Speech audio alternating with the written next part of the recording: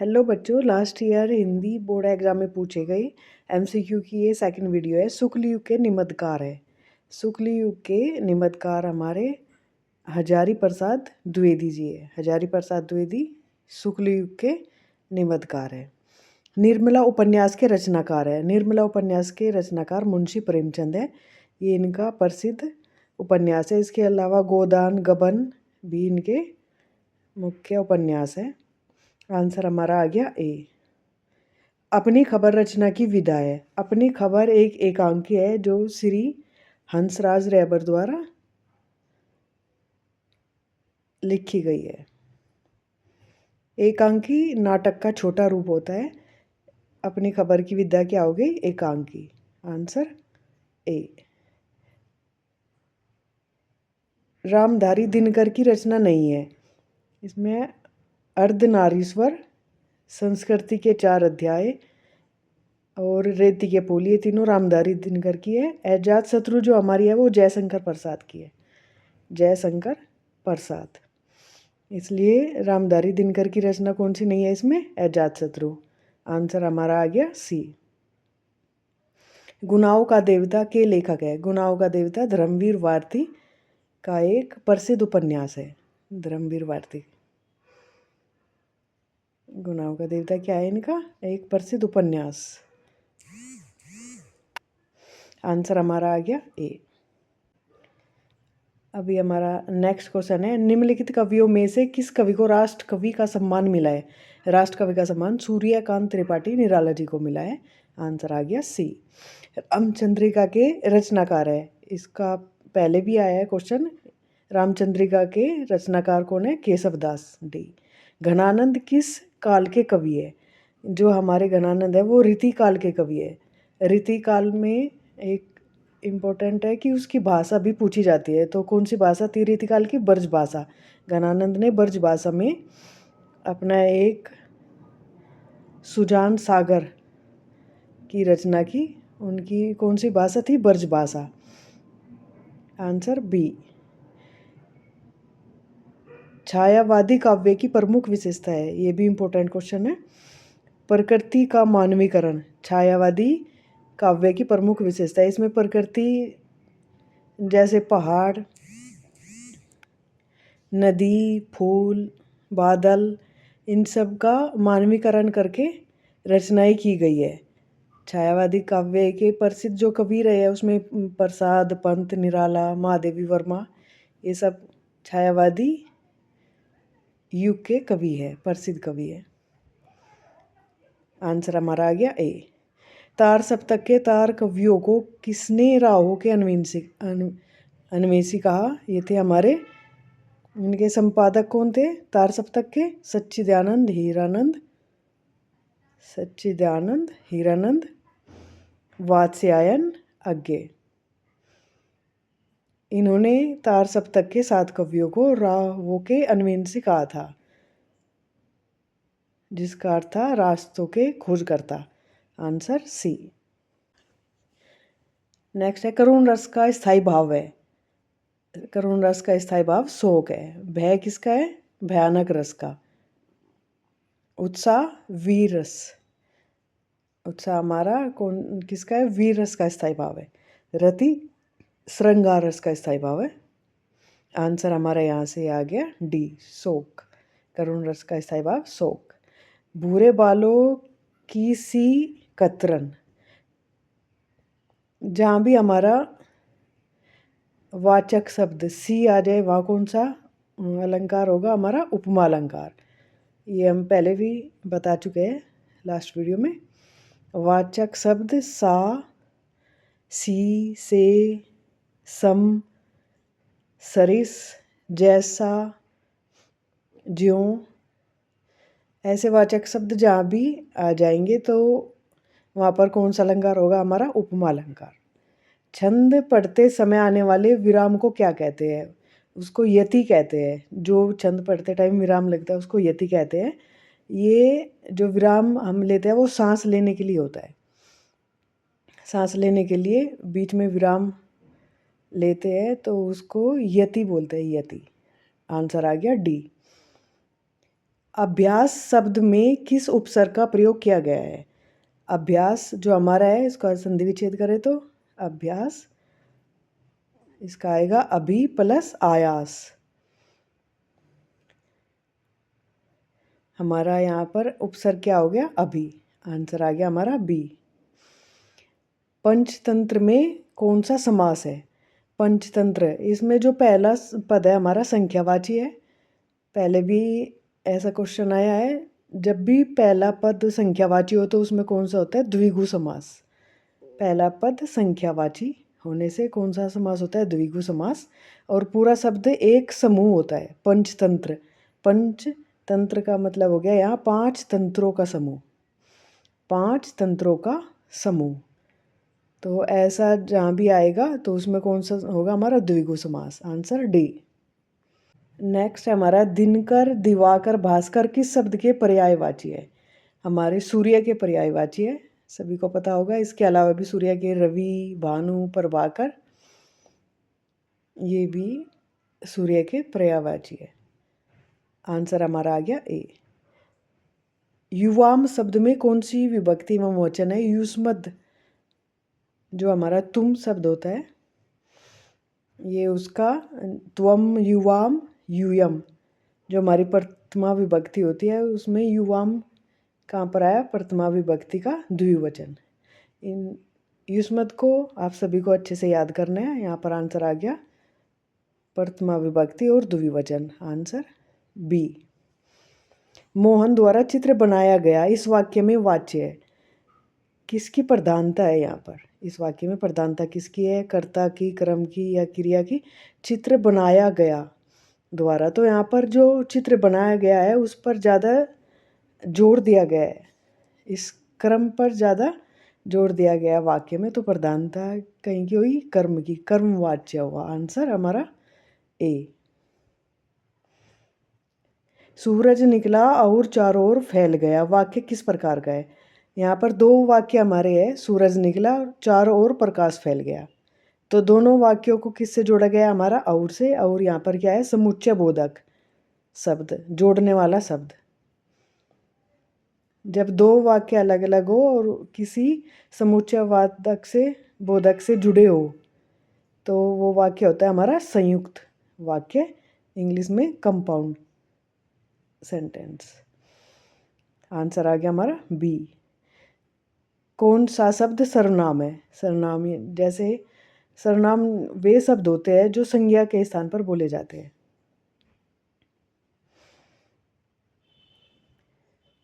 जैसे राम की जगह हम वह बोल दे, मोहन की जगह कुछ और बोल दे तो मोहन क्या हुई? संज्ञा। बगीचा भी संज्ञा। जो यहाँ पर तुम है, तुम क्या हुआ? सर्वनाम। ये किसी व्यक्ति स्थान के लिए जो शब्द बोले जाते हैं वो क्या होते हैं? सर्वनाम। यहाँ पर सच्चा हमारा क्या है? विशेषण। सच्चा किसी चीज़ की विशेषता बताने वाला विशेषण। आंसर क्या आ गया हमारा? सी। नेक्स्ट हमारा सरस्वती पत्रिका के संपादक है, इनके संपादक है महावीर प्रसाद द्विवेदी। सरस्वती पत्रिका का संपादन इन्होंने 1903 से 1920 तक किया। ये पहले भी क्वेश्चन आ चुका है। 1900 से 1920 तक के युग को क्या बोलते हैं? द्विवेदी युग। द्विवेदी युग का नाम किसके नाम पर पड़ा? महावीर प्रसाद द्विवेदी जी के नाम पर। और इन्होंने सरस्वती पत्रिका का संपादन किया। आंसर आ गया डी। निर्मला किस विधा की रचना है? निर्मला मुंशी प्रेमचंद द्वारा रचित एक उपन्यास है। प्रेमचंद द्वारा रचित एक उपन्यास है, तो इसकी विधा कौन सी है? हमारी उपन्यास। विधा आ गई इसकी उपन्यास। पंचपात्र के लेखक है। पंचपात्र के लेखक हमारे, पंचपात्र क्या है? एक प्रसिद्ध निबंध संग्रह है। पंचपात्र एक प्रसिद्ध निबंध संग्रह है और इसके लेखक है हमारे पद्मलाल पुन्नालाल बख्शी। आंसर आ गया हमारा सी। हिमालय की पुकार के लेखक है, हिमालय की पुकार के लेखक है हमारे जयप्रकाश भारती। जयप्रकाश भारती विज्ञान और बाल साहित्यकार थे। विज्ञान और बाल साहित्यकार थे। हिमालय की पुकार की रचना किसने की? जयप्रकाश भारती ने। आंसर आ गया डी। सेवा सदन के लेखक है। सेवा सदन के लेखक हमारे फिर मुंशी प्रेमचंद जी हैं। ये एक इनका प्रसिद्ध उपन्यास है। इसके अलावा भी इनके उपन्यास है जो प्रसिद्ध है बहुत, जिसमें गोदान गबन निर्मला, ये हम पहले भी बता चुके।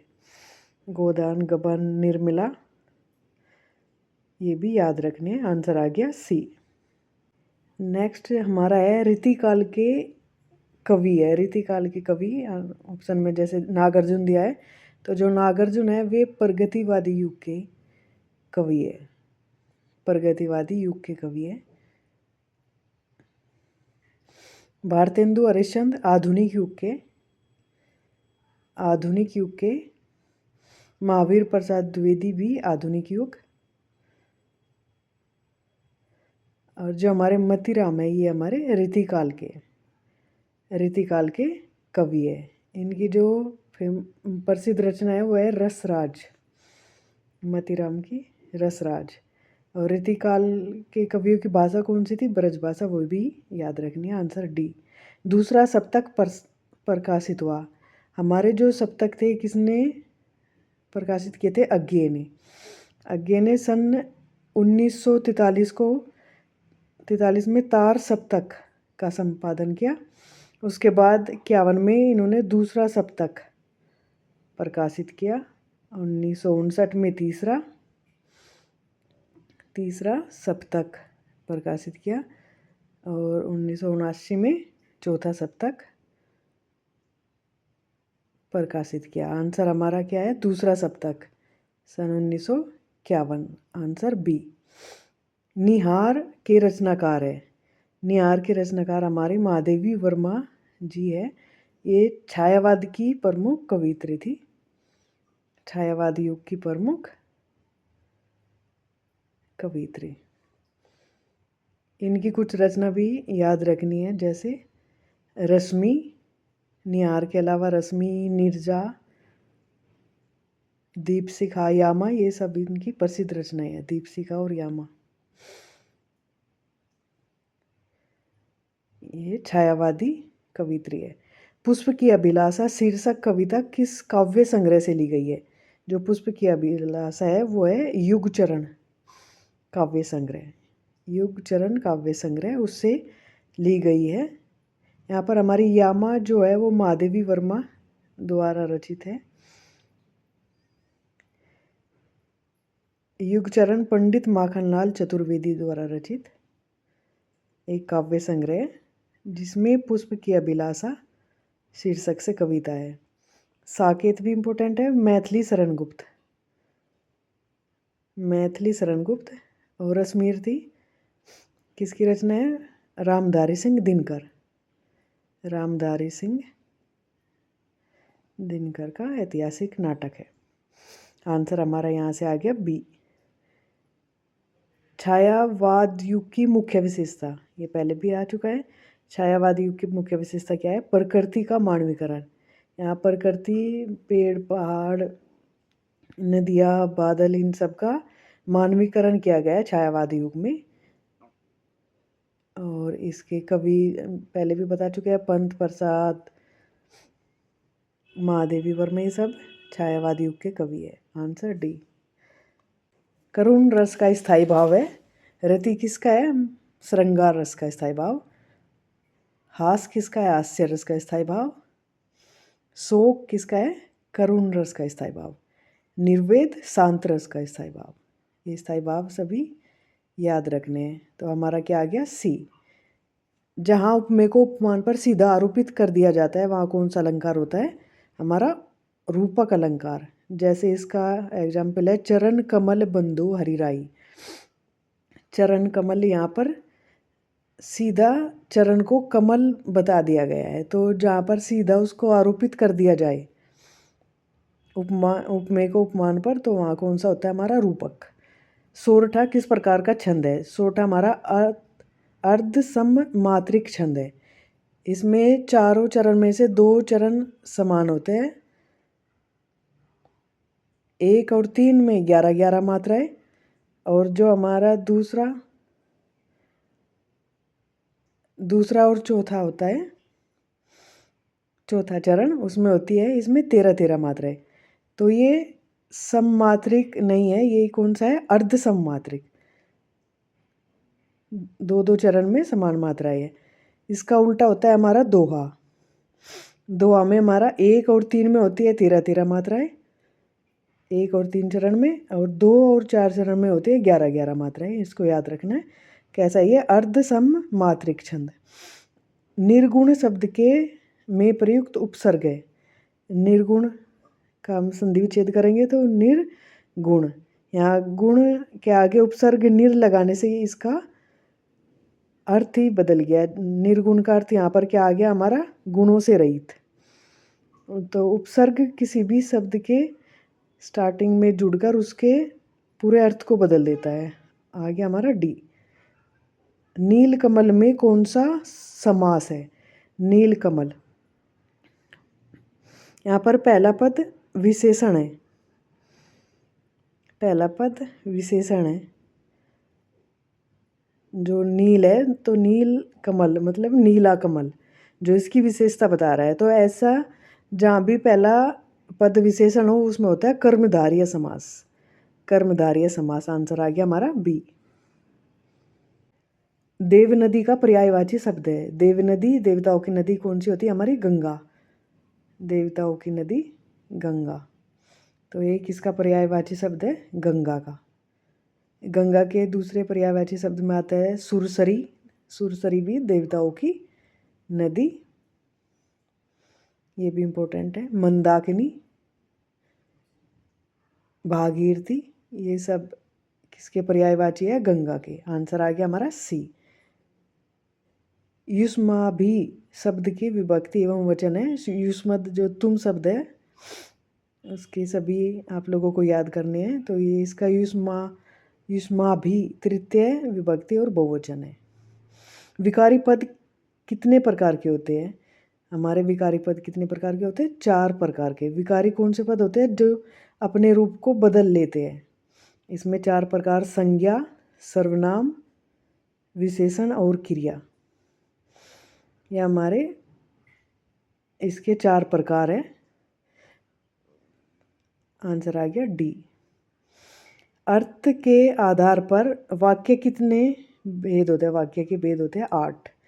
अगर अर्थ का आधार पूछा जाए तो 8, अगर रचना के आधार पर पूछा जाए तो वाक्य कितने प्रकार के होते हैं, 3 प्रकार के। हमारा आंसर आ गया बी। आदर्श से गाया नहीं जाता, आदर्श से गाया नहीं जाता। तो यहाँ पर क्या आ गया, से और नहीं। यहाँ पर हमारा कौन से भाव की प्रधानता है, भाव वाच्य हुआ। इसकी पहचान के लिए याद रखना है कर्ता प्लस से प्लस क्रिया प्लस नहीं आएगा। तो यहाँ पर क्या है हमारा भाववाच्य। अगर ये कर्तव्यवाच्य होता, कर्ता की प्रधानता होती, तो इसको ऐसे बनाते आदर्श गाता है, यानी कि यहाँ पर प्रधानता किसकी होती है, आदर्श की। कर्मवाच्य होता तो इसको लिखते आदर्श द्वारा गीत गाया जाता है। यहाँ पर क्रम की प्रधानता होती, गीत गाए जाने की प्रधानता। लेकिन यहाँ पर क्या है हमारा, आदर्श से गाया नहीं जाता, भाव की प्रधानता है। तो आंसर आ गया हमारा सी। अभी मिलते हैं।